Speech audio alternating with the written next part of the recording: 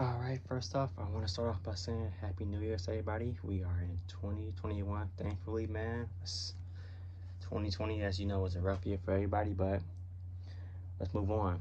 So, today's video did a breakdown of two games I watched tonight. That is Lakers versus Spurs and Phoenix and Denver. So, let's talk about the first game, Lakers and Spurs. Takeaways of the game, Lakers won 109 to 103. It was a tightly contested game all throughout. AD led the way with 34 points and had 11 rebounds. He also had big timely buckets down the stretch in the fourth. LeBron didn't particularly super well from the field. However, he had a big controversial bucket at the end of the game, which was a no call. Also, he finished with a triple-double as he had 26 points, 11 rebounds, and 10 assists. So, good game throughout the way. Now, let's talk about for the Spurs side, the Spurs side of things.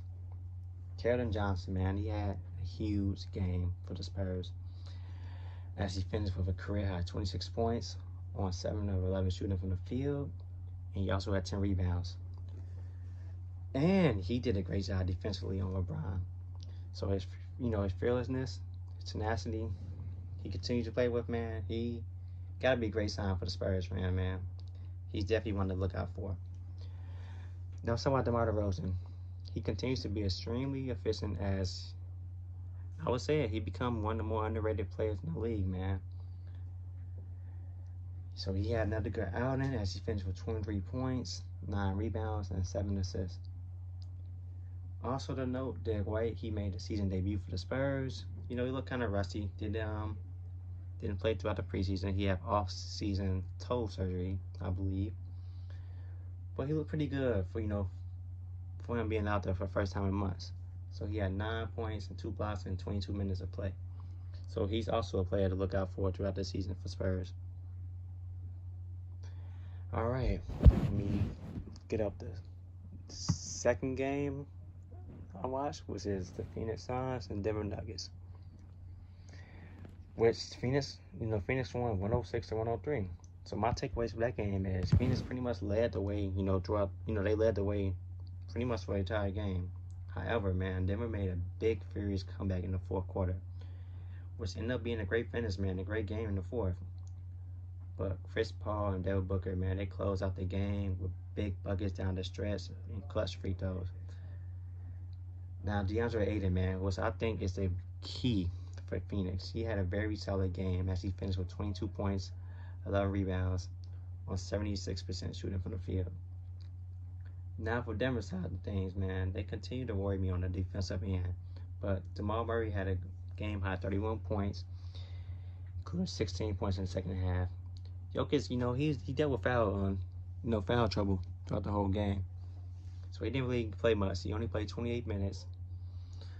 But he still almost finished with a triple-double as he had 17 points, 11 assists, and 9 rebounds. And with that being said, Phoenix improved to 5-1 as they are playing great basketball, man. As I honestly expected them to do this, man. Chris Paul making a huge impact. Devin Booker is taking his game to another level.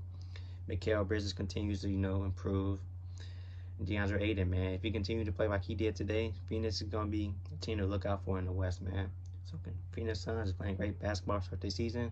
And now let's talk about Denver real quick, man. Denver falls to 1-4. As I just said, they continue to struggle defensively, man. But honestly, man, I'm worried about them on that end of the floor. I'm not worried about Denver on the offensive end of the floor. It's their defense, man. With the pieces they lost in Jeremy Grant, Torrey Craig, and Mason Plumlee, man, with three of their best defenders on the team. I don't know.